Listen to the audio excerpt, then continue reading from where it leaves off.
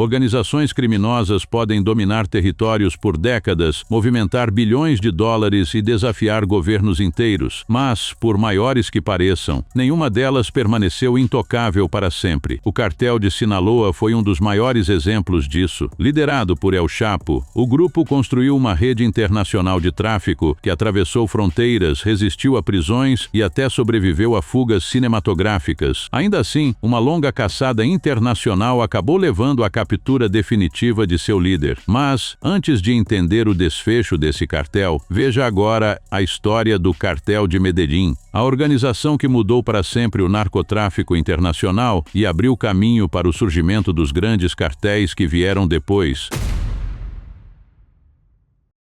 O Cartel de Medellín começou a tomar forma no início da década de 70, quando grupos colombianos envolvidos com contrabando passaram a investir cada vez mais no comércio de entorpecentes. Ao contrário da imagem popular de uma organização totalmente centralizada, o cartel funcionou como uma associação de traficantes que cooperavam entre si na produção, no transporte, no financiamento e na distribuição da substância, mas mantinham autonomia sobre suas próprias operações. Entre os principais integrantes estava o temido Pablo Escobar. Nascido em 1949, Escobar teve origem humilde e começou sua trajetória criminosa ainda jovem, com pequenos furtos e atividades ligadas ao mercado ilegal. Em 1975, participou da criação da organização que posteriormente ficaria conhecida mundialmente como Cartel de Medellín. Durante a década de 80, seu crescimento foi acelerado. Estimativas da época indicavam que rotas ligadas ao cartel eram responsáveis por grande parte dos entorpecentes que chegavam aos Estados Unidos. A organização passou a movimentar cifras bilionárias todos os anos, enquanto a fortuna pessoal de Escobar ultrapassava 30 bilhões de dólares, colocando seu nome entre os homens mais ricos do mundo, segundo a revista Forbes. Apesar da enorme influência financeira, Escobar desejava conquistar espaço na política. Em 1982, conseguiu ocupar o cargo de deputado suplente, mas sua carreira foi interrompida quando suas ligações com o tráfico vieram a público. A partir desse momento, sua principal preocupação passou a ser impedir a extradição de traficantes para os Estados Unidos. Para pressionar o governo colombiano, integrantes do Cartel de Medellín iniciaram a campanha de intimidação contra autoridades, jornalistas, juízes e forças de segurança. Diversos atentados marcaram esse período. Entre eles esteve a explosão do voo da Avianca, que eliminou 107 pessoas depois que Escobar acreditou, de forma equivocada, que um adversário político estaria na aeronave. Também ocorreram ataques contra prédios públicos e assassinatos de figuras políticas que defendiam leis mais rígidas contra o crime organizado. O confronto transformou Medellín em uma das cidades mais violentas do mundo durante aquele período e aumentou a pressão internacional sobre a Colômbia. Diante da escalada da violência, o governo colombiano criou, em 1989, o Bloco de Busca, uma força policial dedicada exclusivamente à captura de Pablo Escobar e ao desmantelamento do Cartel de Medellín. A operação recebeu apoio de inteligência da DEA, da CIA e de outros órgãos norte-americanos. Equipamentos de interceptação de comunicações, treinamento especializado e tecnologia para rastreamento passaram a fazer parte da caçada. Segundo relatos publicados anos depois, equipes militares americanas também atuaram como conselheiras, auxiliando no planejamento das operações sem participar oficialmente das ações de combate. O objetivo era preservar a condução colombiana da missão, enquanto os Estados Unidos forneciam suporte técnico e estratégico. Ao mesmo tempo, Escobar passou a enfrentar outro inimigo, o Grupo Los Pepes, formado por antigos rivais e pessoas que haviam sido prejudicadas pelo Cartel de Medellín. Esse grupo colaborou com informações que aumentaram ainda mais a pressão sobre o traficante.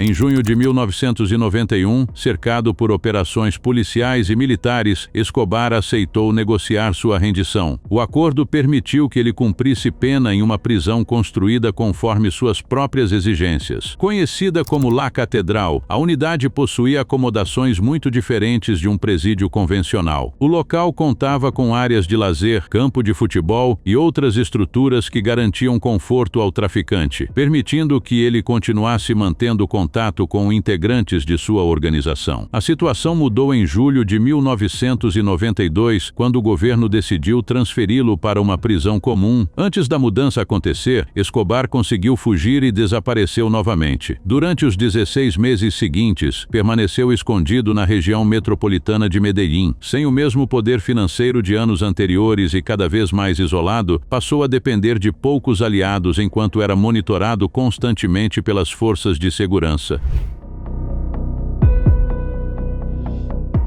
A caçada terminou em 2 de dezembro de 1993. Após interceptarem uma ligação telefônica feita por Escobar para seu filho, equipes de inteligência localizaram uma casa de 2 andares no bairro Los Olivos, em Medellín. O bloco de busca cercou rapidamente o imóvel. Ao perceber a chegada dos policiais, Escobar e seu último guarda-costas, Álvaro de Jesus Agudelo, conhecido como El Limón, tentaram escapar pelos telhados das casas vizinhas. Os dois foram alcançados durante o confronto. Escobar perdeu a vida ainda no local, encerrando uma perseguição que mobilizou autoridades colombianas e norte-americanas durante vários anos. O desmantelamento do cartel de Medellín encerrou uma das maiores organizações criminosas do século XX, mas não colocou fim ao tráfico internacional. Com a queda de seus principais líderes, o mercado passou por uma reorganização, dando espaço para grupos menores e estruturas mais descentralizadas, além do fortalecimento de outras organizações colombianas e, posteriormente, dos cartéis mexicanos. Mesmo décadas depois, a história do cartel de Medellín continuou sendo estudada como um marco na evolução do crime organizado internacional e nas estratégias adotadas por diferentes países para combater organizações criminosas de grande escala. O Cartel de Juárez se consolidou como uma das organizações criminosas mais poderosas do México durante as décadas de 80 e 90. Sua posição estratégica na cidade de Ciudad Juárez, na fronteira com os Estados Unidos, permitiu controlar uma das rotas mais importantes para o envio de entorpecentes ao mercado norte-americano. O grande responsável por essa expansão foi Amado Carrillo Fuentes, conhecido como o Senhor dos Céus, apelido conquistado pela enorme frota de aviões utilizada para transportar carregamentos em larga escala. Nascido em 17 de dezembro de 1959 em Guamilito, no estado de Sinaloa, Amado cresceu em uma família que já possuía ligações com o tráfico. Seu tio, Ernesto Fonseca Carrillo, conhecido como Dom Neto, era um dos líderes do cartel de Guadalajara. Essa ligação abriu as portas para que ele aprendesse, ainda jovem, como funcionavam as operações do crime organizado. Amado iniciou sua trajetória trabalhando na região de Ojinaga, no estado de Chihuahua, onde acompanhava o transporte de substâncias ilícitas pela fronteira entre México e Estados Unidos. Ao longo dos anos, acumulou experiência ao lado de traficantes mexicanos e também estabeleceu relações com organizações colombianas, incluindo o grupo liderado por Pablo Escobar e o Cartel de Cali. Diferente de outros traficantes que concentravam seus esforços apenas na disputa por território, Amado ficou conhecido pela capacidade de organizar operações logísticas complexas. Ele investiu pesadamente no transporte aéreo e montou uma frota de jatos particulares, capaz de mover grandes carregamentos em um único voo. Essa estratégia reduziu o tempo de transporte, aumentou os lucros e dificultou o trabalho das autoridades. Além da logística, também estruturou esquemas de movimentação financeira para manter o funcionamento da organização. Controlando tanto o transporte quanto os recursos financeiros, conseguiu transformar o Cartel de Juárez em uma das maiores organizações criminosas da época. Estimativas apontavam que sua fortuna chegava a aproximadamente 25 bilhões de dólares. Após o fim de Rafael Aguilar Guajardo, Amado assumiu definitivamente o comando do Cartel de Juárez. Sob sua liderança, a organização ampliou o controle sobre importantes corredores utilizados para enviar entorpecentes aos Estados Unidos. O cartel passou a administrar uma estrutura que envolvia pilotos, intermediários, operadores financeiros e responsáveis pela distribuição das cargas. Essa organização permitiu que a rede funcionasse em larga escala durante vários anos. Enquanto acumulava riqueza, Amado levava uma vida de alto padrão. Possuía diversas propriedades no México, realizava grandes festas e circulava com relativa liberdade. Ao mesmo tempo, o aumento da violência ligada ao narcotráfico intensificava a pressão das autoridades mexicanas e norte-americanas para localizar e desmontar sua organização. Na segunda metade da década de 90, o cerco contra Amado Carrillo Fuentes se tornou cada vez mais intenso. Procurado pelas autoridades dos dois países, ele decidiu mudar completamente sua aparência para dificultar sua identificação. Em 4 de julho de 1997, entrou no Hospital Santa Mônica, na Cidade do México, para realizar uma extensa cirurgia plástica acompanhada de outros procedimentos estéticos. A intenção era modificar seu rosto e continuar escondido das forças de segurança. No entanto, a operação terminou de forma inesperada. Durante o procedimento, ocorreram complicações que resultaram em sua eliminação, registrada na madrugada de 5 de julho de 1997. Quando ele tinha apenas 40 anos, as circunstâncias exatas nunca foram totalmente esclarecidas. Entre as hipóteses levantadas estavam falhas médicas durante a cirurgia, embora diversas teorias tenham surgido ao longo dos anos. Pouco tempo depois, 2 dos médicos envolvidos no procedimento foram encontrados sem vida. O episódio alimentou ainda mais as especulações sobre o que realmente havia acontecido naquele hospital.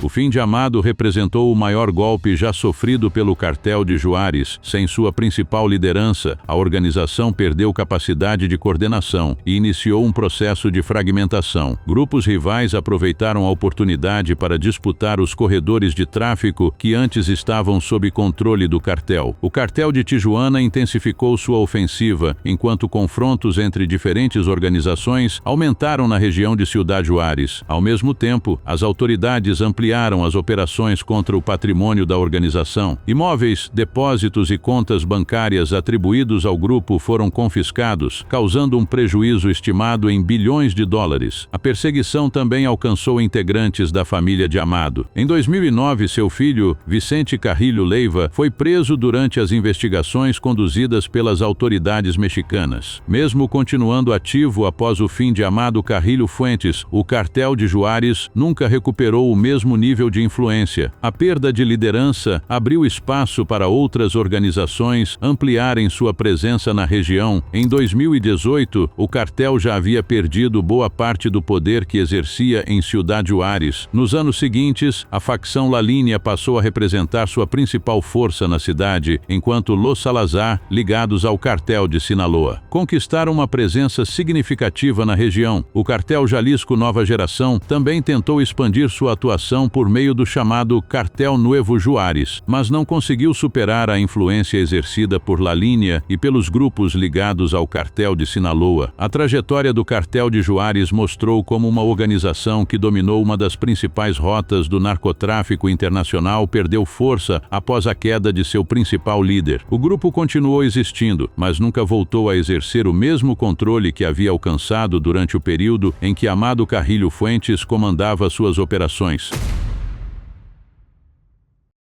O cartel de Sinaloa surgiu no estado mexicano de Sinaloa a partir da reorganização do tráfico após o enfraquecimento do cartel de Guadalajara no fim da década de 80. Diversos grupos passaram a disputar o controle das principais rotas de envio de entorpecentes para os Estados Unidos. Entre os principais líderes estavam El Chapo, El Mayo e Héctor Salazar. Ao longo dos anos, a organização expandiu suas operações para dezenas de países, utilizando túneis na fronteira, embarcações, aeronaves e uma complexa rede de distribuição. O cartel se tornou uma das maiores organizações criminosas do mundo. Sua estrutura era descentralizada, permitindo que diferentes células atuassem de forma independente, mas coordenadas pelos principais líderes.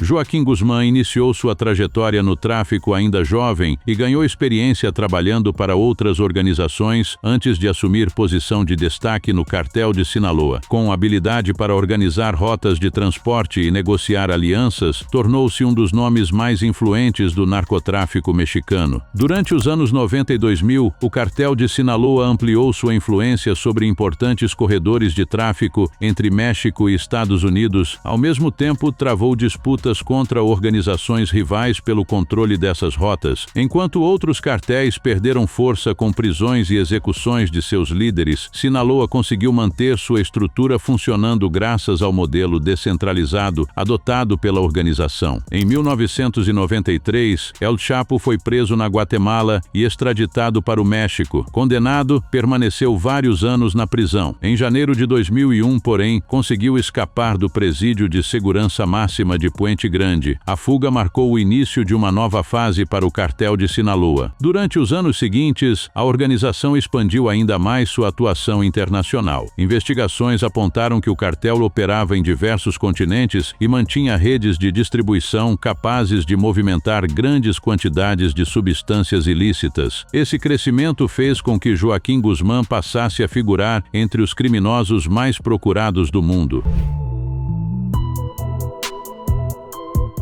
A pressão das autoridades mexicanas e norte-americanas aumentou significativamente a partir da década de 2010. A cooperação entre forças de segurança dos dois países intensificou operações de inteligência, monitoramento financeiro e interceptação de comunicações para localizar os principais líderes do cartel. Em fevereiro de 2014, El Chapo foi localizado e preso em Mazatlán, no estado de Sinaloa. A captura foi considerada uma das maiores vitórias das autoridades mexicanas contra o crime organizado. No entanto, pouco mais de um ano depois, em julho de 2015, ele voltou a escapar, desta vez por um túnel de aproximadamente 1,5 km construído sob sua cela no Presídio Federal de Altiplano. A fuga chamou a atenção internacional pela sofisticação da estrutura utilizada. Depois da fuga, uma nova operação foi iniciada para localizar o traficante. As autoridades intensificaram o monitoramento de pessoas próximas e rastrearam seus deslocamentos durante vários meses. Em 8 de janeiro de 2016, forças especiais da Marinha do México localizaram El Chapo na cidade de Los Mochis, também no estado de Sinaloa. Após a operação, ele foi preso novamente e levado para um presídio de segurança máxima, desta vez sob um esquema de vigilância muito mais rígido. No ano seguinte, o governo mexicano autorizou sua extradição para os Estados Unidos. Em 2019, um tribunal federal o condenou por diversos crimes relacionados ao tráfico internacional de substâncias ilícitas, lavagem de dinheiro e participação em organização criminosa. A sentença foi de prisão perpétua, encerrando sua trajetória como líder operacional do cartel.